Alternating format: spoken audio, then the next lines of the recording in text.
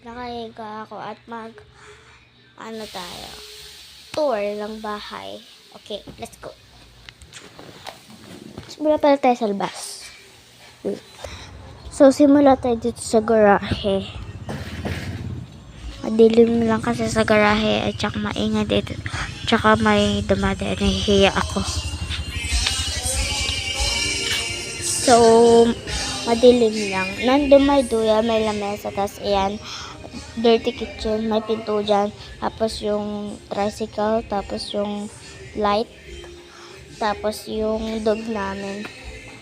Ayan lang. Tapos yung dating kubo kasi tinanggal kasi may gagawa kasi may patay kasi nagganap dyan. Okay.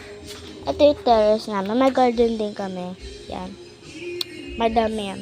Ayan, upuan, lamesa, pati lights. Tambakan ng step-in. Joke lang. Ito yung front door namin. Yun yung ano. So, dahil nandito si Papa, hindi lang, wag muna tayo masyadong maingay. May TV tayo. May TV dyan. May sofa, may radyo, may hawakan ng remote, may electric fan, may basahan. Tapos, upuan na madumi. Lamesa. Tapos, yun. Hindi yung cereal Tapos, yung refrigerator. Ay, hindi yung cereal Orasan, kwarto ng kuya. Pala yung kwarto ng kuya.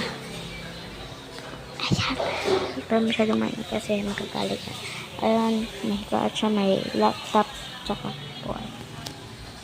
Ito, CR namin to. Okay, tapos na. Ito naman, lalagyan mga shoes. At yung room ko, makalat siya. Mayroong table, may lalagyan ng mga plapanchain, may electric fan, may lalagyan ng damit, tsaka may Durabox na tambakan, parang tambakan.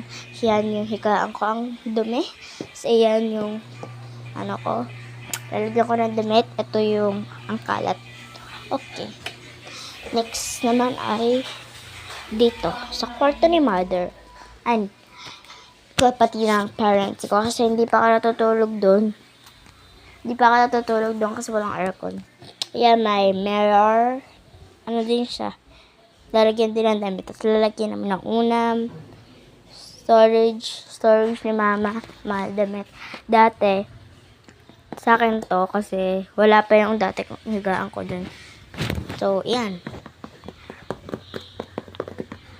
Ako nang sulat yan. May electric fan, may lalagyan ng damit, sabitan ng mga damit, CR, tsaka tambakan. Siyempre, di mawala ang bed. May aircon rin kami. Aircon. So, may window kami. Lahat kami may window. Yung parents sa akin, kay kuya, sa sala. Pati sa kusina. That's it. Bye-bye. Love you all.